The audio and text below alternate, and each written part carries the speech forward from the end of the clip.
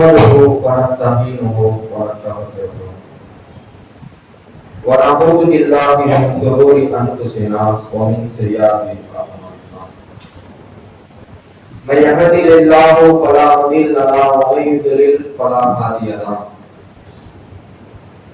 أشهد أن لا إله إلا الله وحده لا شريك له وأشهد أن محمدا عبده ورسوله أما بعد فإن أصدق الحديث كتاب الله وأحسن الهدي هدي محمد صلى الله عليه وسلم وشر الأمور محدثاتها وكل محدثة بدعة وكل بدعة ضلالة وكل ضلالة في النار. يا أيها الذين آمنوا اتقوا الله حق تقاته ولا تموتن إلا وأنتم مسلمون. அகில உலகத்தை படைத்து பரிபாலிக்கக்கூடிய ஏக வல்லவன் அல்லாஹ்வின் சாந்தியும் சமாதானமும் நம் உயிரினும் மேலான நபிகள் நாயகம் ஸல்லல்லாஹு அலைஹி வஸல்லம் அவர்களின் மீதும் தன்னால் இயன்றாததற்கு அவர்களை அப்படியே பின்பற்றி வாழ்ந்து மறைந்த சத்திய சகாபாக்கள் சகாபிய பெண்மணிகள் மீதும் குறிப்பாக ஜும்மாவுடைய தினத்தில் ஏக இறைவனை வணங்குவதற்காக இங்கு ஒன்று குழும்பி இருக்கிற இன்னும் ஒன்று குழும்ப இருக்கின்ற நம் அனைவர்கள் மீதும் என்றுமாக கண்ணியத்திற்குரிய எல்லாம் அல்ல அல்லாஹ்வின் நல்லடியார்களே, பெரியவர்களே, சகோதர சகோதரிகளே, அல்லாஹ் ரப்பல் ஆலமீன் மனிதர்களுக்கு இந்த பூமியில் ஏராளமான அருட்கொடைகளை வழங்கியிருக்கிறார். ஒரு மனிதன் இந்த உலகத்தில் பெறுகின்ற பாக்கியங்களில் அல்லாஹ் வழங்கியிருக்கிற அருட்கொடைகளில் மிகவும் முக்கியமான மனிதனுடைய வாழ்க்கைக்கு மிகவும் தேவையான ஒரு அருட்கொடைதான் வீடு என்பது. எல்லா மனிதர்களுமே இந்த வீட்டை விரும்பக்கூடியவர்களாக ஒவ்வொரு நாள் பொழுதிலும் தன்னுடைய பயன்பாட்டிற்கு தேவையானதாக தங்களுடைய வீடுகளை தான் ஆக்கிக் கொள்கிறார்கள். ஒரு மனிதனுக்கு இந்த உலகத்தில் வாழ்வதற்கான வீடு இருக்கிறது என்று சொன்னால் அது அந்த மனிதன் இந்த உலகத்தில் பெற்றுக்கொள்கிற அருட்கொடைகளிலே வைத்து மிகவும் முக்கியமான ஆகச்சிறந்த ஒரு அருளாக பாக்கியமாக இருக்கிறது. அதே நேரத்தில் ஒரு மனிதருக்கு சொந்த வீடு இருந்துவிடும் என்றால் அது அனைவரும் சிறப்பிற்குரிய ஒன்றாக இருக்கின்றது.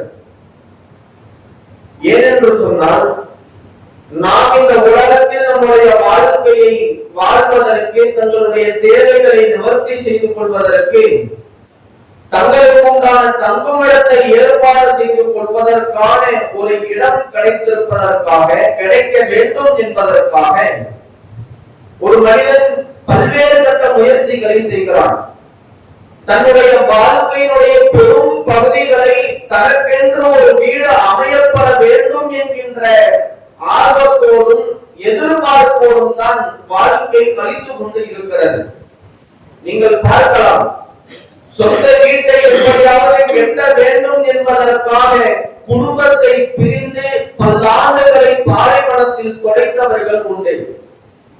இன்றைக்கும் எப்படியாவது எனக்கென்று ஒரு சொந்த வீட்டை நான் கெட்டி எழுப்பிவிட வேண்டும் என்பதற்காக அல்லும் பகலும் உழைக்கக்கூடியவர்களும் அயராது பாடுபடுபவர்களும் இன்றைக்கும் இருக்கத்தான் செய்கிறார்கள்.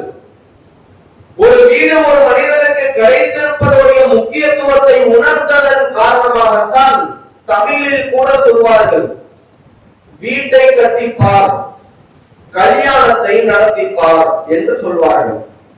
திருமணம் நடத்துவது என்பதோ எளிதுதான். மார்க்கம் அதை ரொம்ப எளிமையாக நடத்துவதற்கு வழிகாட்டி இருக்கிறது.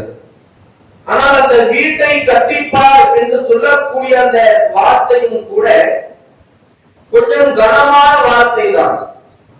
அந்த வீடை கட்டுவது எவ்வளவு சிரமமானது, எவ்வளவு நெருக்கடிகளுக்கு மத்தியில், பொருளாதார தேவைகளுக்கு மத்தியில் அந்த வீட்டை கட்டியெழுப்ப முடியும் என்ற அந்த வீட்டினுடைய முக்கியத்துவத்தை இந்த பழமொழியும் நமக்கு உணர்த்தி விடுகிறது. அப்ப இந்த உலகத்திலே வீடு என்பது ஒரு மனிதனுடைய கனவாக, அவசியமான ஒரு தேவையாக இருக்கின்றது.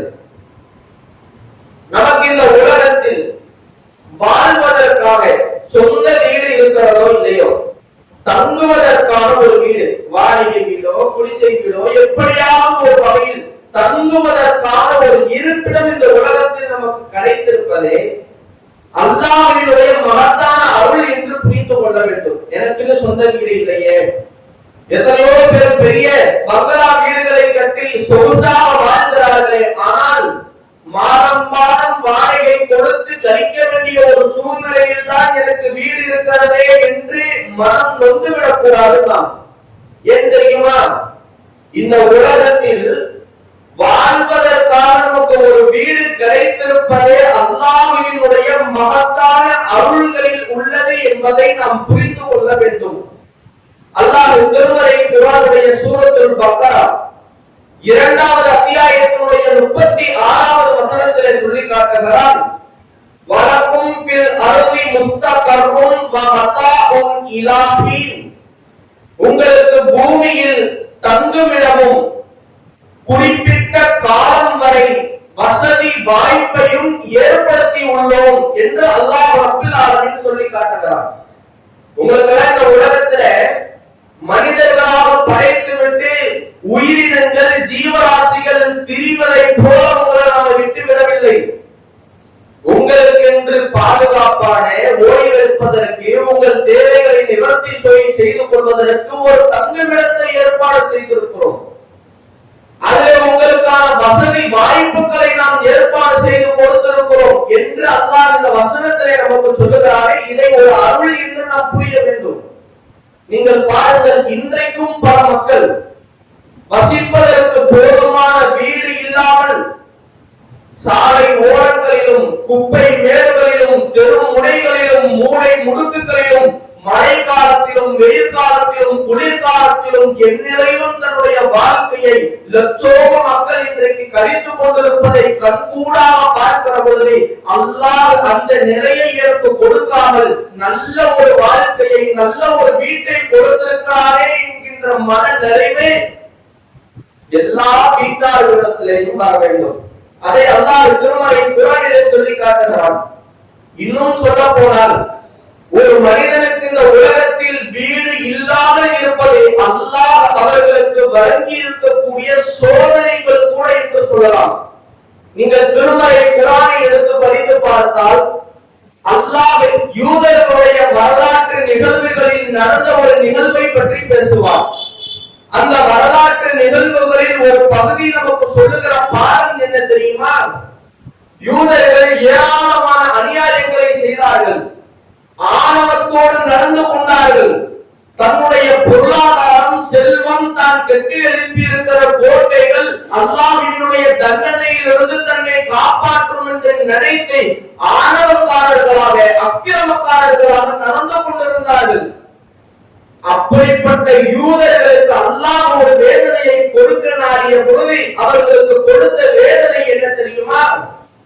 திருமறை குர்ஆனுடைய 59வது அத்தியாயம் சூரத்துல் ஹஸ்ர் என்று சொல்லக்கூடிய அத்தியாயத்தில் அல்லாஹ் ரப்பல் ஆலமீன் 2வது வசனத்திலிருந்து 4வது வசனம் வரைக்கும் பேசுகிறான். நேரம் கிடைத்தால் எடுத்து படித்து பாருங்கள். அல்லாஹ் சொல்லுகிறான், அவனே வேதமுடைய மக்களை, ஏக இறைவனை மறுக்கக்கூடியவர்களை அவர்களுடைய வீடுகளில் இருந்து முதல் வெளியேற்றமாக வெளியேற்றினான். அல்லாஹ்தான் அந்த யூதர்களை அவர்களுடைய வீடுகளை விட்டு வெளியேற்றுகிறான். தங்குவதற்கு வீடு இல்லாத ஒரு சூழ்நிலையை கொடுத்து வெளியேற்றுகிறான். எப்படி வெளியேற்றினான் தெரியுமா? யூதர்களோடு வாழக்கூடிய மற்ற சஹாபாக்கள், யூதர்கள் யாரும் எண்ணி பார்க்காத வகையில் அவர்களை வெளியேற்றான். இப்படியெல்லாம் இவங்க வெளியே போவாங்களா? இப்படியெல்லாம் இவங்களுடைய வீடு இல்லாமல் போகுமா என்று நினைத்து பார்க்கிறார தருணத்தில் அல்லாஹ் அவர்களுடைய வீடுகளை விட்டு அவர்களை வெளியேற்றுகிறான். மேலும் அல்லாஹ் இந்த வசனத்திலே சொல்லுகிறான், யூதர்கள் நினைத்துக் கொண்டார்கள் தமது கோட்டைகள் அல்லாஹ்விடத்திலிருந்து தங்களை காக்கும் என்று அவர்கள் நினைத்துக் கொண்டிருந்தார்கள். அவர்கள் எண்ணி பார்க்காத வகையில் அந்த யூதர்களை நாம் அணுகினோம். அவர்களுடைய உள்ளத்தில் ஒரு திகிலை, அச்சத்தை நாம் ஏற்படுத்தினோம். பிறகு அந்த யூதர்களுடைய வீடுகளை நாம் நாசமாக்கினோம். எவ்வாறு தெரியுமா? யூதர்களுடைய கைகளாலும் இறை நம்பிக்கை கொண்ட மக்களின் கைகளாலும் அவர்களுடைய வீடுகளை நாம் நாசமாக்கினோம் என்று சொல்லிவிட்டு அதற்கு அடுத்த அல்லாஹ் சொல்லுகிறான்,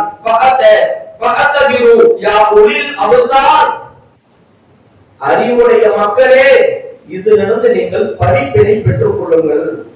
நீங்க சிந்திக்கக்கூடியவர்களாக இருந்தால், அறிவுடைய மக்களாக இருந்தால், இதோ இந்த வரலாற்று நிகழ்வை நான் குறிப்பிடுகிறேனே, இந்த நிகழ்வில் இருந்து நீங்கள் படிப்பினை பெற்றுக் கொள்ளுங்கள் என்று அல்லாஹ் சொல்லிவிட்டு அந்த வசனத்தினுடைய இறுதியில் எதற்காக யூதர்கள் தன்னுடைய வீட்டை விட்டு வெளியேற்றப்பட்டார்கள், வீட்டை அவர்களே அழித்தார்கள் என்பதை அல்லாஹ் குறிப்பிடுகிற பொழுது, அல்லாஹ்விற்கும் அவருடைய தூதருக்கும் அவர்கள் மாறு செய்ததே இதற்கு காரணம். இந்த யூதர்கள் என்ன பண்ணாங்கன்னா, அல்லாஹ்விற்கு மாறு செய்தார்கள், அல்லாஹ்வினுடைய தூதருக்கு மாறு செய்தார்கள். அதன் காரணமாகத்தான் அவர்களை நம்முடைய வீடுகளில் இருந்து வெளியேற்றினோம். யாரேனும் அல்லாஹ்வுக்கு மாறு செய்தால் அவர்கள் மிக கடுமையாக தண்டிக்கப்படுவார்கள் என்று அல்லாஹ் இந்த வசனத்தில் சொல்லி முடிக்கிறார்கள். இந்த வசனம் நமக்கு சொல்லித் தருகிற பாடம் என்ன? வீடு இல்லாமல் வாழ்வது என்பது மிக கடுமையான ஒரு சோதனை. அல்லாஹ் யூதர்களை இந்த உலகத்தில் தண்டிக்க நாடிய பொழுது, அவர்களுக்கு ஒரு வேதனையை கொடுக்க நாடிய பொழுது, அவர்களுடைய வீடுகளை விட்டு அவர்களை வெளியேற்றி அல்லாஹ் சோதிக்கிறார். ஆனால் அந்த நிலை இல்லாமல் அல்லாஹ் நமக்கான ஒரு வீட்டை கொடுத்திருக்கிறான் என்றால் அதன் மூலமாக ஏராளமான நன்மைகளை நாம் பெற்றுக் கொள்கிறோம். பல்வேறு வகையான நன்மைகளுடைய வீடுகள் மூலமாக நமக்கு கிடைக்கிறது. கடும் வெயிலிலும் ஆட்டுகின்ற குளிரிலும் நமக்கு பாதுகாப்பு அரணாக நம்முடைய வீடுதான் இருக்கிறது. அந்நியர்களுடைய பார்வையில் இருந்து சுதந்திரமாக இருப்பதற்கான ஒரு இருப்பிடமாக நம்முடைய வீடுதான் இருக்கிறது. அந்நிய பெண்கள் எங்கு சென்றாலும் பாதுகாப்பில்லாத நிலையில் அந்நிய பெண்கள் பாதுகாப்பாக வலம் வருவதற்கான ஒரு இடம் நம்முடைய வீடுதான் இருக்கிறது. மறுக்க இயலுமா? நாம் சேர்த்துகிற சொத்து பத்துக்கள், செல்வங்கள் எந்த பேங்க்ல எந்த இடத்துல சேர்த்து வைத்தாலும் பாதுகாப்பாக வைப்பதற்கான ஒரு இடமாக நம்முடைய வீடுதான் இருக்கிறது. அல்லாஹ் அந்த வீட்டை எல்லாத்துக்கும் கொடுத்திருக்கிறாங்க. எல்லாரும் அந்த வீட்டை பெற்றிருக்கிறோமா இல்லையா? இந்த வீட்டை அல்லாஹ் இன்னொரு விஷயத்தாலும் நமக்கு சிறப்புப்படுத்தி சொல்லுகிறார்.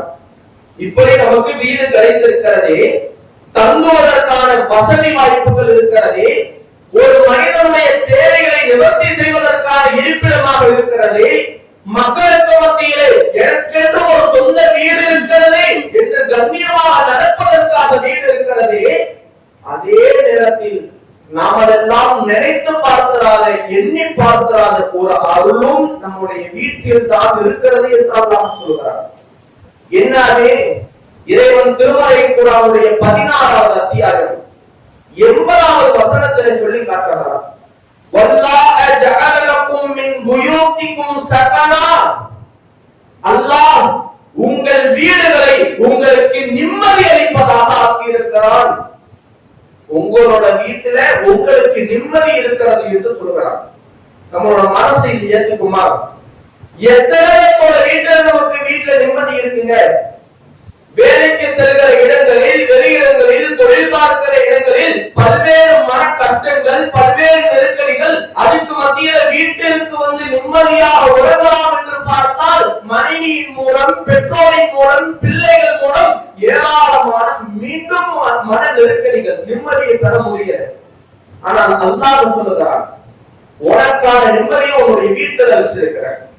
உன்னுடைய வீட்டில் உனக்கான நிம்மதி இருக்கின்றது என்று அல்லாஹ் ரப்பல் ஆலமீன் நமக்கு சொல்லுகிறானே, எந்த மனிதனாவது நிம்மதியை தேடி தன்னுடைய வீட்டிற்கு செல்வது உண்டா? இல்லை.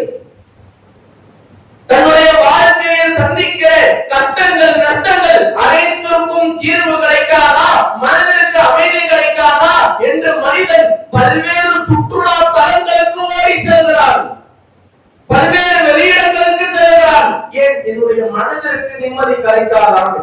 ஆனால் அல்லாஹ் சொல்கிறான், உன்னோட வீட்டுல நான் நிம்மதி வச்சிருக்கேன். அல்லாஹ்வுடைய வார்த்தை பொய்யாகுமா? அல்லாஹ்வினுடைய வாக்கு பொய்யாகுமா? நிச்சயமாக பொய்யாகாது. அப்ப ஏன் என்னுடைய வீட்டுல நிம்மதி இல்லை? எங்க வீட்டுல நான் நிம்மதியை பெறுவதற்கான ஏற்பாடுகளை நான் செய்யவில்லை. இதுதான் யதார்த்தமான உண்மை. அல்லாஹ் என் வீட்டுல நிம்மதி இருக்குன்னு சொல்றான். என்னுடைய வீடு சொகுசான விசாலமான, நான் நினைக்கிற நேரத்தில் நினைப்பதெல்லாம் கிடைக்கிற வகையில் என்னுடைய வீடு இருக்கிறது. ஆனால் மனதிற்கு தோதுவான அமைதி இல்லை, நிம்மதி இல்லை என்று புலம்பக்கூடியவர்கள் என்னுடைய வீட்டில் நான் நிம்மதியை பெறுவதற்கான ஏற்பாடுகளை செய்யவில்லை என்பதை முதல் முறையாக நாம் புரிந்து கொள்ள வேண்டும். அழுத்தம் திருத்தமாக மனசில பதிய வைத்து அந்த நிம்மதியை பெறுவதற்கான வழிகளை நாம் செய்ய வேண்டும். இஸ்லாமை நமக்கு காட்டிக் கொடுக்கிறது. நம்முடைய வீட்டில் நிம்மதியை நம்ம பெறணும்னா கோடிக்கணக்கில் பொருளாதாரத்தை சம்பாதிப்பதை, லட்சக்கணக்கில் வீடுகளுக்கு செலவழித்து வீடுகளை அலங்கரிப்பதை, பெரிய பங்களா வீடுகளை கட்டுவது மட்டும் அல்லாஹ்வினுடைய நிம்மதியை பெற்றுக் கொடுத்து விடாதே. இறைவனுடைய அருளால் நம்முடைய வாழ்வை அலங்கரிக்கிற பொழுதே, இறைவனுடைய கட்டளைக்கு கீழ்ப்படிந்து தன்னுடைய குடும்பத்தை வழிநடத்துகிற பொழுதே, அல்லாஹ்வை நினைவு கூறப்படுகிற வீடாக நம்முடைய வீடை மாற்றுகிற பொழுது அல்லாஹ்வினுடைய அமைதி, நிம்மதி நம்மை வந்து சேரும்.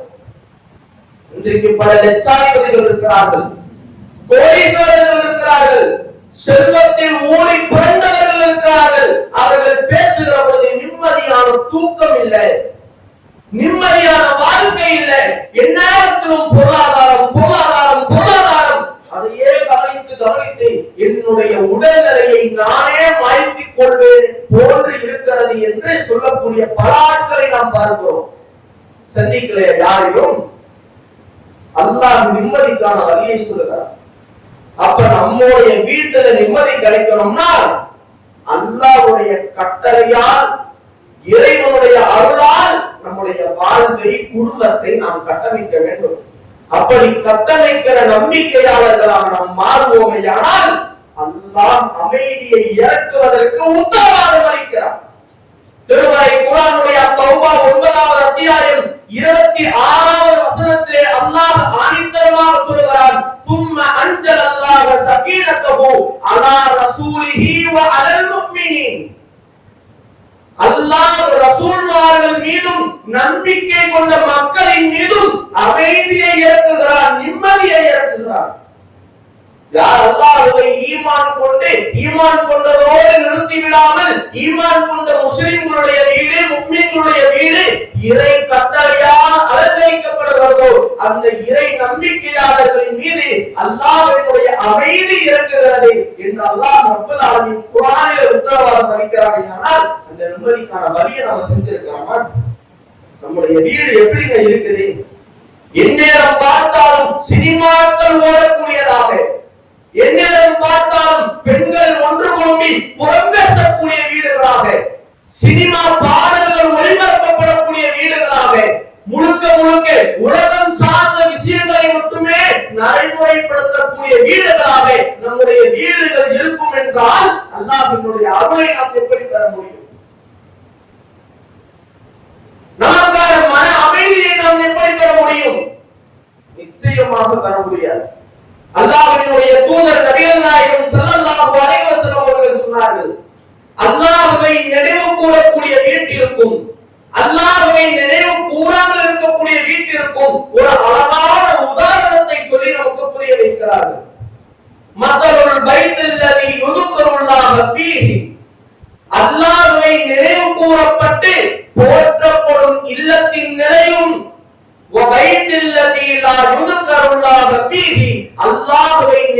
கூறப்பட்டு போற்றப்படாத இல்லத்தின் நிலையும் மக்களுள் ஹய்யி வல் மையத்தி. அல்லாஹ்வை எந்த வீடு நினைவு கூறப்படுகிறதோ, அல்லாஹ்வை எந்த வீடு நினைவு கூறப்படாமல் இருக்கிறதோ, இந்த ரெண்டு வீட்டோட நிலையும் மக்களுள் ஹய்யி வல் மையத்தி, உயிரோடு இருப்பவனின் நிலைக்கும் மரணித்தவனின் நிலைக்கும் ஒத்திருக்கிறது. ஒரு வீட்டுல அல்லாஹ்வுடைய நினைவு இருக்குன்னா அந்த வீடு உயிரோட்டமான வீடாக இருக்கிறது.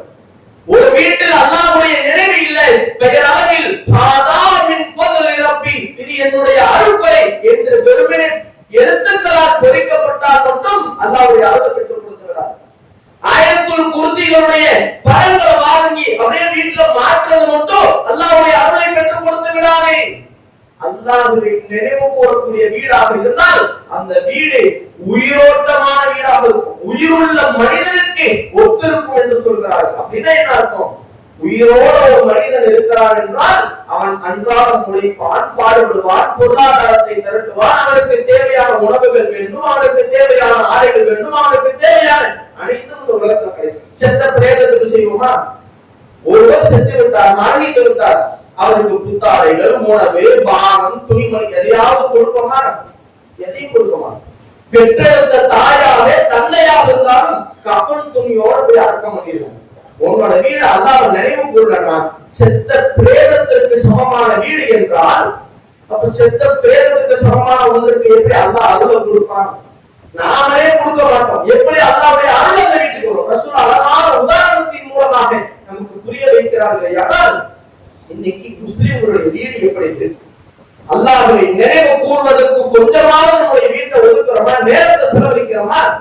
பல ஆட்கள் உண்டு, வணக்க வழிபாடுகளை செய்யக்கூடியவர்கள், தௌஹீதை நன்கறிந்தவர்கள், மார்க்கத்தை கடைபிடிக்கக்கூடியவர்கள், இதுதான் சத்தியம் என்று பார்க்கிற ஆட்களை பார்த்து பல மணி நேரம் பேசக்கூடியவர்கள் உண்டு. எல்லாம் எது வரைக்கும் பள்ளியோட மூட்டை கட்டிட்டு போயிடும். வீட்டுல எப்ப போய் நடைமுறைப்படுத்த போறோம்? வீட்டுல எப்ப தௌஹீதை பேச போறோம்?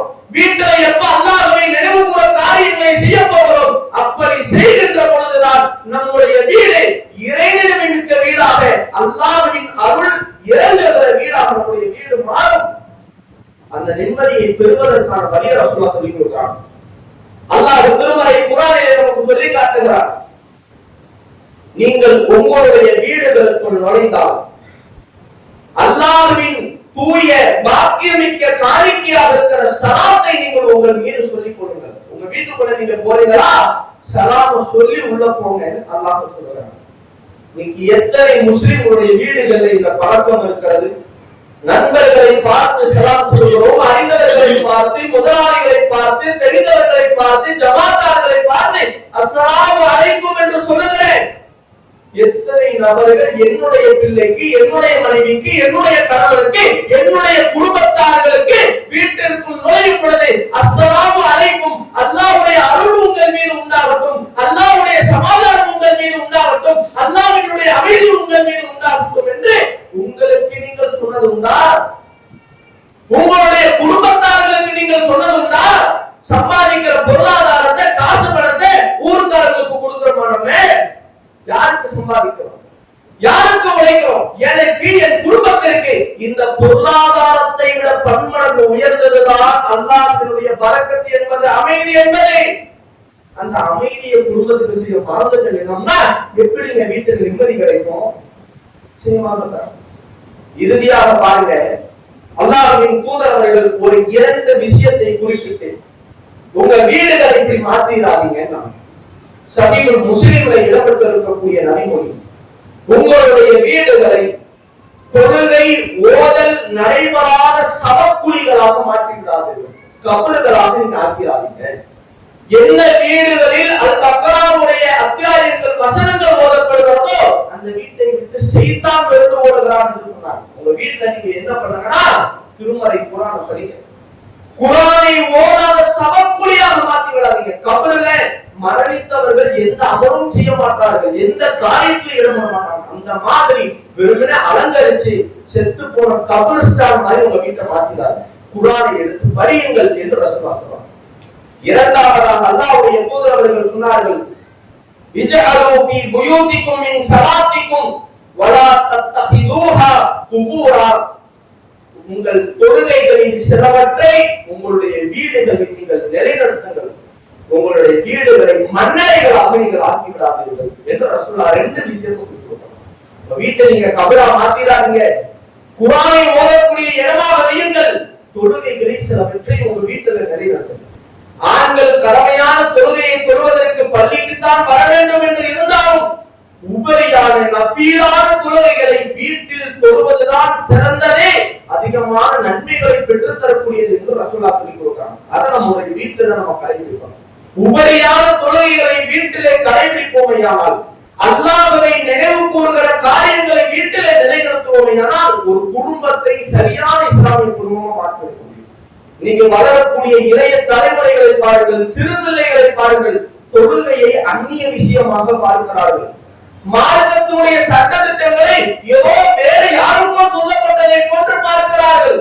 பாப்பா நல்ல தொழுகையாளியாக இருப்பார், பாப்பா நல்ல மார்க்கம் அறிந்தவராக இருப்பார், ஆனால் பிள்ளை தருதலைகளாக இதற்கு சுற்றி கொண்டிருக்கக்கூடியவர்களோடு இருக்கிறார் என்றால் வெறுமனே நாம் அறிந்து கொள்கிற மார்க்கத்தை, அல்லாஹ்வுடைய கட்டளையை பள்ளிவாசலோட நம்மோட நாம வச்சுக்கிறது.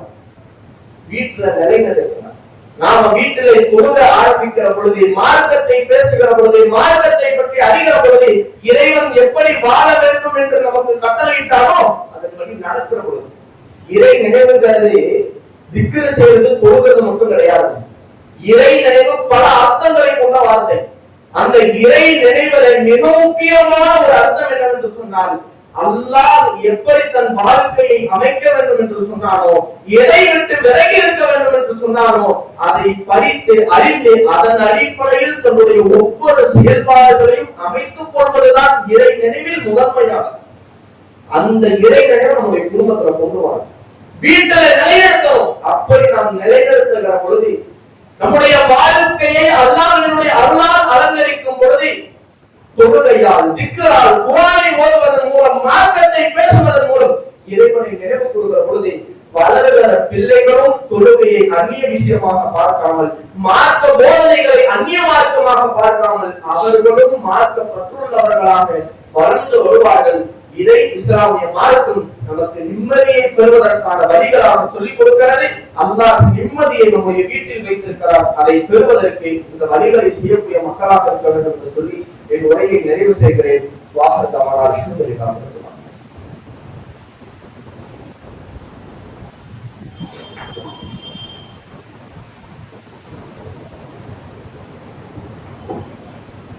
அல்ஹம்துலில்லாஹ் ரப்பில் ஆலமீன். கண்ணியத்திற்குரிய எல்லா அல்லாஹ்வின் நல்லடியார்களே, பரவலாக நம்முடைய மாவட்டங்களிலும் நம்மை அங்கிருக்கக்கூடிய பல மாநிலங்களிலும் கனமழைகள், மழைகள் பொழிந்து கொண்டிருக்கக்கூடிய காலமாக இன்றைக்கு இருந்து கொண்டிருக்கிறது.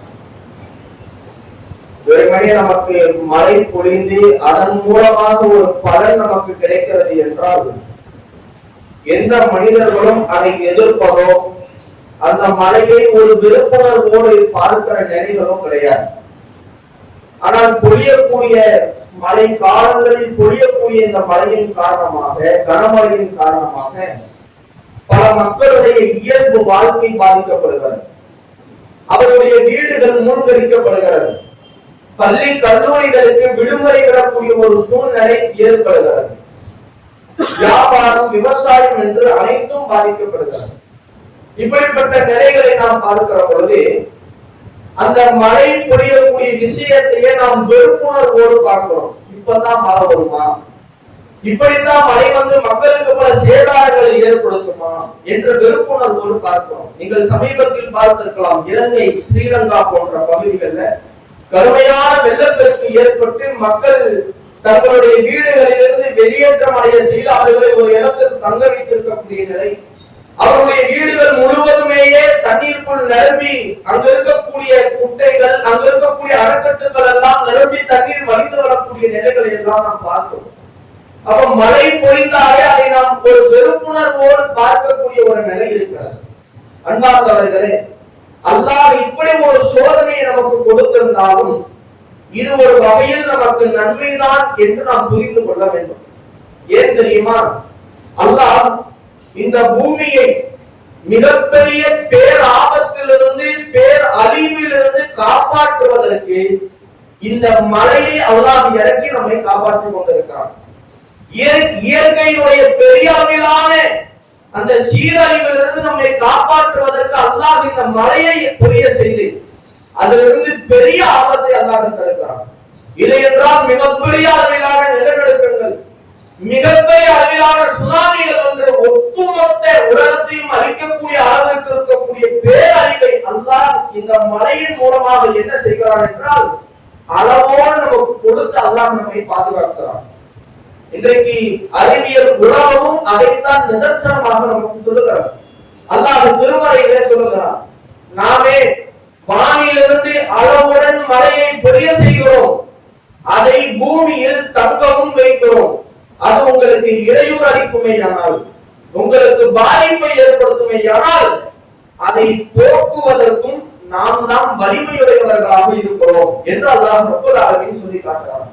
அப்ப இறைவனால் இந்த மழை கொடுக்கப்படுகிறது என்றால் அல்லாஹ் அளவோடு கொடுக்கிறான். அளவு மீறி வேற விஷயத்தில் அல்லாஹ் கை வைத்தான் என்றால் அது ஒரு மிகப்பெரிய அளவிலான சேதாரத்தை நமக்கு ஏற்படுத்தினோம்.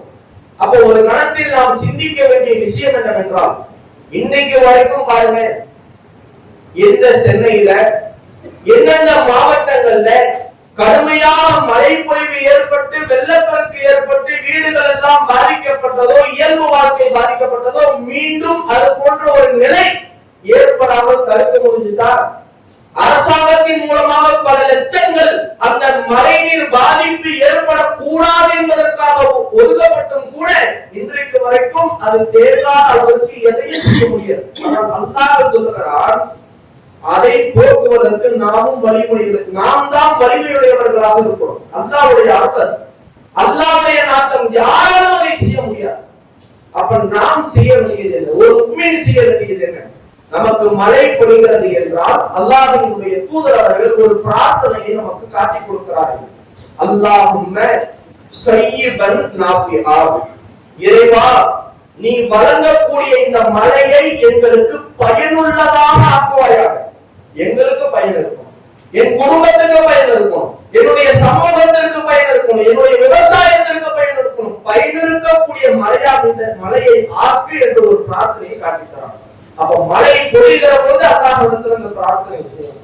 நாம் பார்க்கிற பொழுது அளவுக்கு அதிகமாக மழை பொழிகிறது என்று நமக்கு தெரியுமேயானால், ஐயோ நாகை மாவட்டத்தில், திருவள்ளூரில், சென்னையில் ஏற்பட்ட பெரும் பாதிப்பு இங்கு ஏற்பட்டு விடுமோ என்ற ஒரு அச்சம் நமக்கு மத்தியில் ஏற்படுமேயானால், அல்லாஹும்ம ஹவாலைனா வலா அலைனா, அளவுக்கு அதிகமாக மழை பொழிகிறது, அல்லாஹும்ம ஹவாலைனா வலா அலைனா, இறைவா இந்த மழையை எங்களுக்கு கேடு தருவதாக ஆக்கிவிடாதே, எங்களுடைய சுற்றுப்புறங்களுக்கு இந்த மழையை, இந்த தண்ணீரை நீ செலுத்தி விடுகிறீவா என்று நாம் அல்லாஹ்விடத்திலே பிரார்த்திக்க வேண்டும். இப்படிப்பட்ட பேராபத்திலிருந்து பாதுகாப்பது அல்லாஹ் மட்டும்தான். இந்த மழையை வழங்கியிருப்பதும் நமக்கான மகத்தான அருள்தான் என்பதை நாம் புரிந்து கொள்ள வேண்டும். அதே நேரத்தில் மழை காலங்களில் பெற்றோர்கள் பிள்ளைகளை கொஞ்சம் கவனமாக பார்த்துக் கொள்ள வேண்டும்.